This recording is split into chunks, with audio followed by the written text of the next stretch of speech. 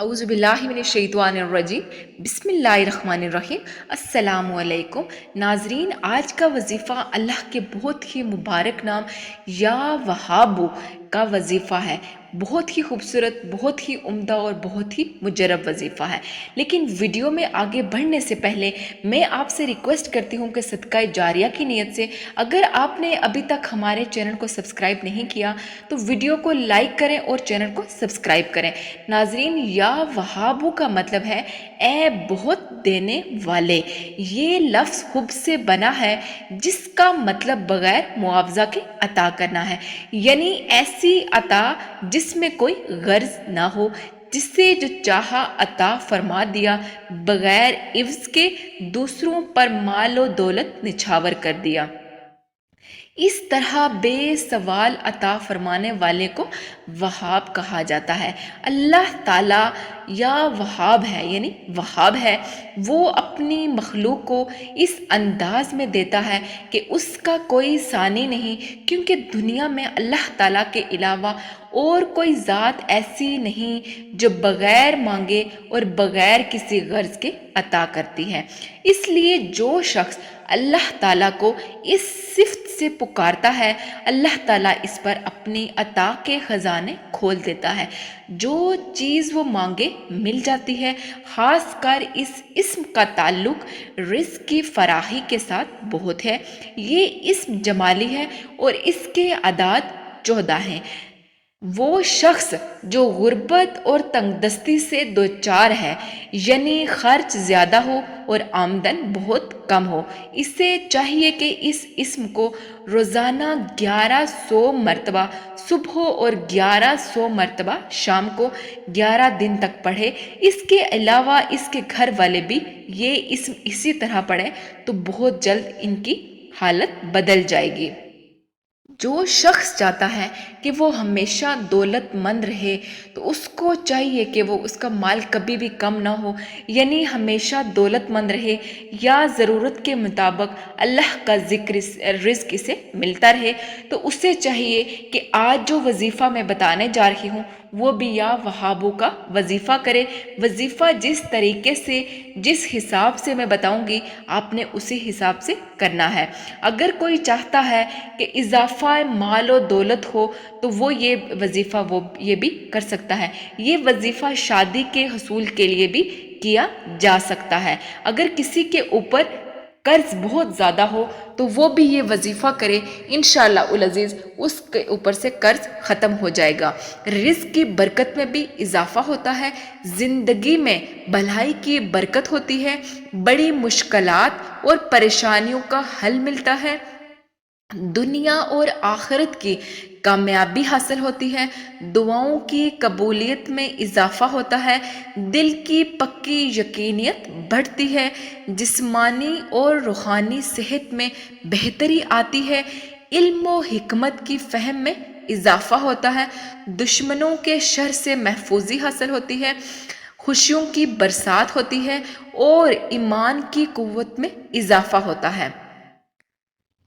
خوابوں میں نبی پاک کریم صلی اللہ علیہ وآلہ وسلم کی محبتیں دیکھنے کا موقع ملتا ہے۔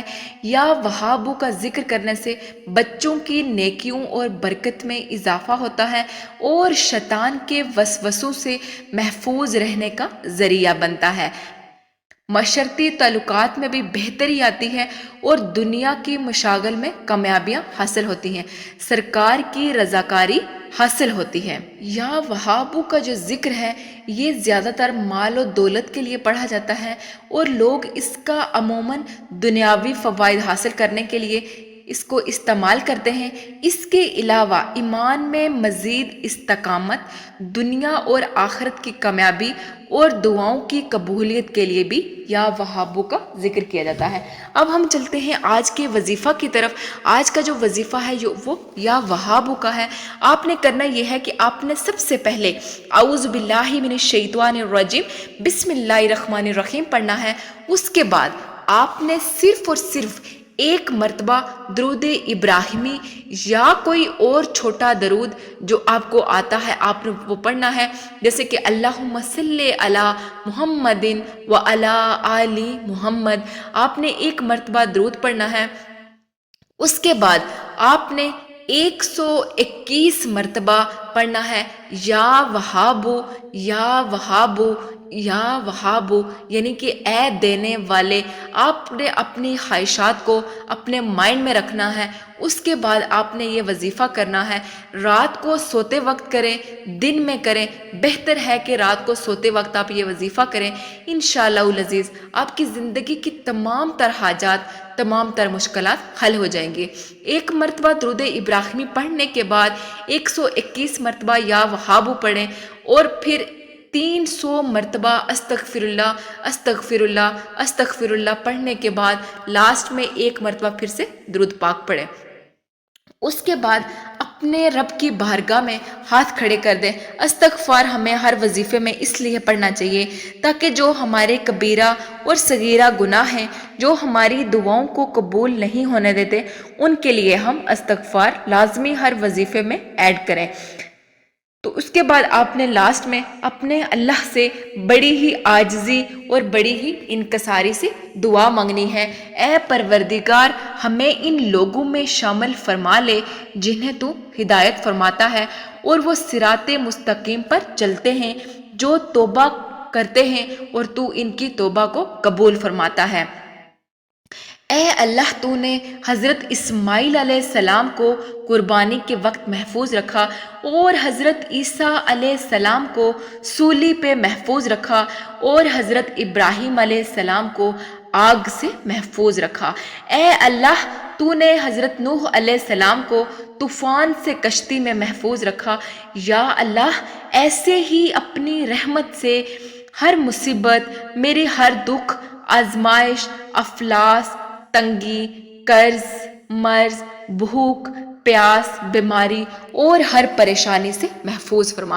جب آپ اللہ سے دعا مانگیں تو ایک بات آپ لازمی کریں کہ رو کے گڑ گڑا کے، اگر آپ کو رونا نہیں آ رہا تو دکھی بن کر اللہ سے دعا مانگیں، اسے کہیں کہ تو رحیم ہے، تو کریم ہے، میں کمزور ہوں، تو میری دعاؤں کو قبول فرما، تو میرے گھر کے حالات کو بہتر فرما، تو میرے رزق میں کشادگی عطا فرما۔ اللہ پاک بڑا بے نیاز ہے۔ جب آپ اس سے دل سے کوئی بھی دعا کریں گے، کچھ بھی دل سے مانگیں گے، وہ کبھی بھی آپ کی دعاؤں کو رد نہیں کرنے والا۔ امید کرتے ہیں کہ آپ کو ہماری آج کی ویڈیو بہت پسند آئی ہوگی۔